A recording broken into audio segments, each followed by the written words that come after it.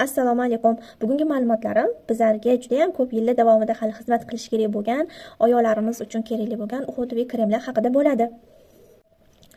Bizda ko'pchilik biladi, Faberlic kompaniyasida ekspert seriyasida shunaqa oyoq uchun maxsus har xil turli kremlarimiz bor. Bulardan bittasi mana balzam Galatkis pятички kremi bo'ladi. Bu oldin faqat mana bunaqa kichkina ko'rinishda chiqardi. Hozir yaqindan boshlab juda ham ko'p talablarga binoan mana bunaqa juda ham katta ko'rinishda ham ishlab chiqarilyapti. Bu oyoq krem nima uchun? Bu to'pig'i yoriladigan, oyog'i yorilib ketaveradigan, yorilgan hisobiga og'riq beradigan ayol qizlarimiz uchun, erkaklar uchun ham juda ham foydali, juda ham kerakli bo'ladigan krem hisoblanadi.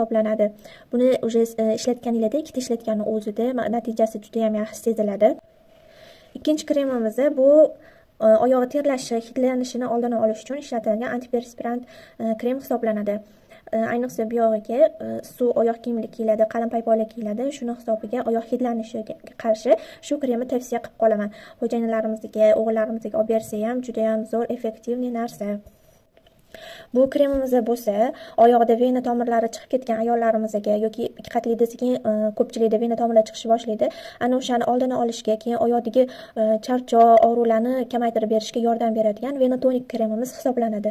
Bu ham juda ham effekti zo'r. Sinab ko'rib, bularning hammasini yaxshiligiga o'zingizlar amin bo'lsanglar bo'ladi.